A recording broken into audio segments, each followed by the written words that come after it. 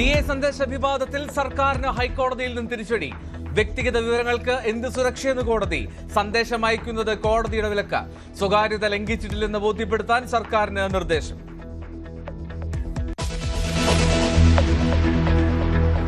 നവകേരള survey തടഞ്ഞ ഹൈക്കോടതി ഉത്തരവ് സ്റ്റേ ചെയ്ത് സുപ്രീം കോടതി.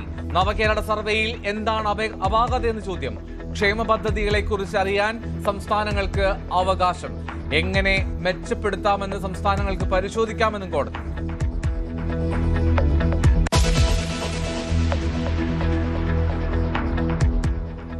നേറ്റിവിറ്റി ബില്ലടക്കം സുപ്രധാന ബില്ലുകൾ സഭ പാസാക്കി.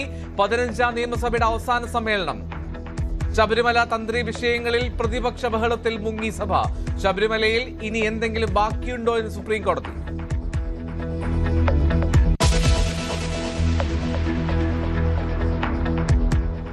കൊച്ചി വൈറ്റ്ലയിലെ റെയിൽവേ ട്രാക്കിൽ കണ്ടത് കോട്ടയം സ്വദേശിനി സുധാ ബേബിയുടെ മൃതദേഹം. കൊലപാതകമെന്ന് ഉറപ്പിച്ച പോലീസ്. പ്രതിയെക്കുറിച്ചും സൂചന.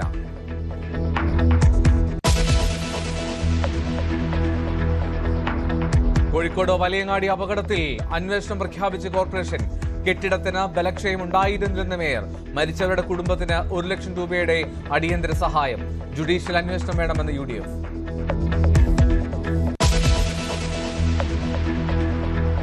അതിവേഗപാതയ്ക്ക് പുതിയ റൂട്ടുമായി ശ്രീധരൻ.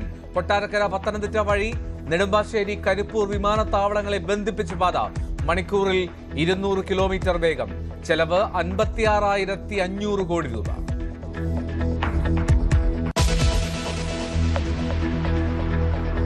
കേരള സ്റ്റോറി 2 കുറിച്ചുള്ള ജനങ്ങളുടെ ആശങ്ക അവഗണിക്കാൻ കഴിയില്ലെന്ന് ഹൈക്കോടതി. സിനിമ നാളെ കോടതി നേരിട്ട് കാണും. കൊച്ചിയിലെ സ്റ്റുഡിയോയിൽ സൗകര്യമൊരുക്കും.